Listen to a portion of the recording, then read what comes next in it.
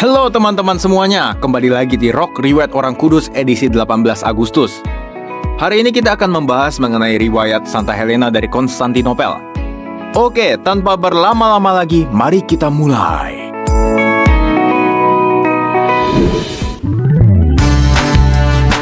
Teman-teman semuanya pasti pernah dengar lah ya tentang Konstantinopel.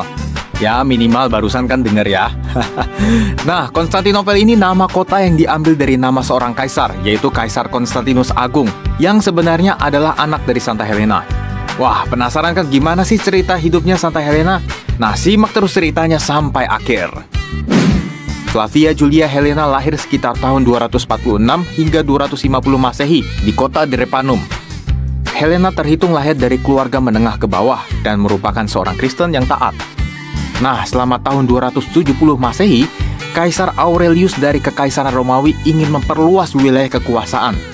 Aurelius dan tangan kanannya, Jenderal Constantinus Chlorus, memimpin pasukan Romawi menghadapi Ratu Zenobia dari kerajaan Syria. Saat bala tentara Romawi ini melewati Drepanum, Konstantinus dan Helena bertemu. Ini mirip cerita Cinderella sih, gengs. Ya, ceritanya Konstantinus ngerasa menemukan belahan jiwanya abis ngeliat gelang perak di tangan Helena yang sama persis dengan gelang perak yang dipakainya. Singkat cerita, akhirnya mereka menikah dan beberapa tahun kemudian, Helena melahirkan anak tunggalnya yang diberi nama Flavius Valerius Aurelius Constantinus Augustus. Ya, bener, panjang banget namanya. Tapi walau ketemunya kayak Cinderella, tapi endingnya ini mirip sinetron, gengs. Konstantinus Chlorus terpaksa menceraikan Helena karena tekanan politik tahun 289. Ia kemudian menikah lagi dengan Theodora, putri dari Kaisar Maximianus. Helena pasti sedih ya, tapi ada satu lagi cobaan yang dihadapi. Ia harus dibuang ke daerah Nikomedia dengan anak tunggalnya, Konstantinus, karena ketahuan kalau dia ini Kristen. Tapi walau situasi sesulit apapun, Helena tetap tegar dan yakin pada penyelenggaraan ilahi dari Yesus. Ini membuat Konstantinus mengagumi Helena dan memujanya sebagai satu-satunya wanita yang akan ia patuhi. Tahun-tahun berlalu, akhirnya mantan suami Helena naik menjadi kaisar tahun 305. Tapi belum lama menjabat, tanggal 25 Juli 306, mantan suaminya ini meninggal secara mendadak. Nah, kaisar ini sempat berpesan kalau Konstantinus, anak dari Helena yang akan menjadi penggantinya.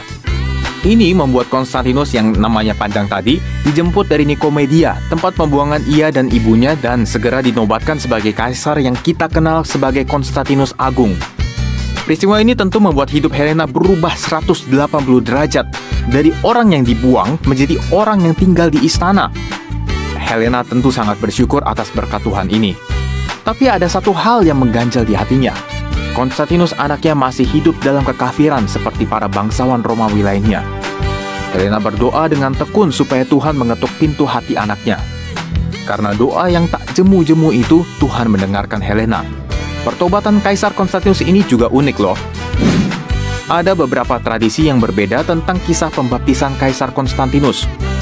Ada legenda yang mengatakan bahwa Konstantinus terserang penyakit kusta, lalu disembuhkan dan dibaptis oleh Paus Santo Silvester pertama.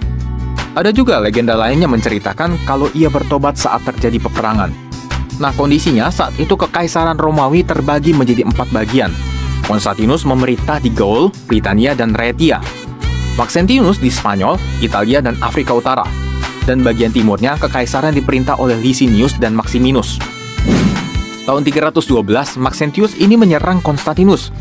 Saat Konstantinus dan tentaranya berbaris di tengah hari, ia melihat dengan mata kepalanya sendiri di langit lambang salib yang timbul dari cahaya matahari. Tulisannya Teutonica.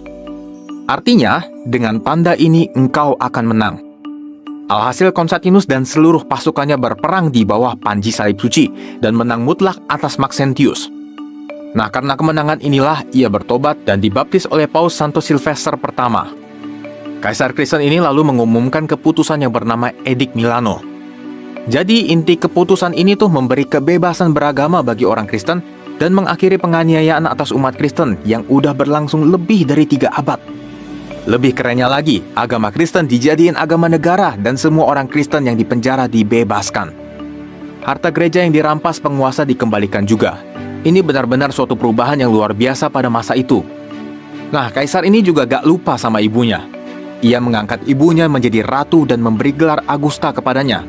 Gelar ini sebenarnya hanya diberi kepada bangsawan tinggi Romawi, gengs. Selain itu juga kota Drepanum, kota asal Helena, diubah namanya menjadi Helenapolis, atau kalau diterjemahkan, kota Helena. Cerita berlanjut ke tahun 326. Santa Helena berziarah ke tempat-tempat suci di Palestina, tapi dulu namanya belum Palestina ya. Ziarahnya bukan seminggu, 2 minggu, tapi 2 tahun full. Pokoknya semua tempat di mana Yesus pernah berkarya, ia kunjungi. Ia bahkan mendirikan gereja-gereja di tempat ziarah tersebut, misalnya Church of Nativity di Bethlehem, The Church of the Pater Noster, dan The Chapel of the Ascension, keduanya di Bukit Zaitun. Di samping itu semua, keinginan utama Helena berziarah itu menemukan tempat penyaliban Yesus dan juga salib suci yang sebenarnya. Setahun penuh ia mencari, akhirnya ada petunjuk dari seorang Yahudi tua kalau salib suci terkubur di bawah kuil Dewa Venus yang dibangun Kaisar Hadrian tahun 119. Kuil itu pun akhirnya diruntuhkan, dan betul, ternyata ada 3 salib kayu lengkap dengan paku-pakunya di ruang bawah tanah kuil itu. Nah, sekarang pertanyaannya, yang mana yang salib Yesus? Patriark Yerusalem, Makarios, memberi saran. Ini mendingan kita coba sentuhkan ketiga-tiganya kepada orang yang sakit parah. Nanti kita coba lihat reaksinya. Maka dibawalah seorang wanita yang sudah sekarat. Pas wanita itu menyentuh salib pertama dan yang kedua, kondisinya gak ada yang berubah. Tapi ketika dia menyentuh salib ketiga, ia tiba-tiba pulih dan sehat kembali.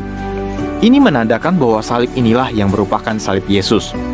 Berita penemuan salib suci ini langsung menggemparkan seluruh negeri. Dari Roma, Kaisar Konstantinus Agung segera memerintahkan untuk membangun sebuah gereja di tempat itu. Gereja itu yang kini dikenal dengan nama Church of the Holy Sepulchre.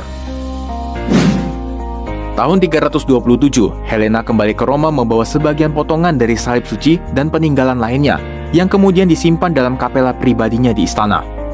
Kapel dan relik salib suci tersebut masih tersimpan loh sampai hari ini.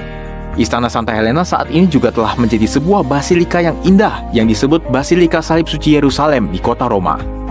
Helena menjalani sisa hidupnya dengan tenang sebagai Ratu Kekaisaran Romawi Kristen sampai tutup usia pada tahun 330 di usia sekitar 84 tahun. Wah, kalau kita pikir-pikir lagi, luar biasa memang rencana Tuhan itu ya. Mana nyangka seorang perempuan biasa kok bisa tiba-tiba jadi ibu dari salah satu kaisar yang paling berpengaruh di dunia. Tapi satu hal yang bisa kita pelajari dari Santa Helena, yaitu jangan pernah berhenti untuk berdoa.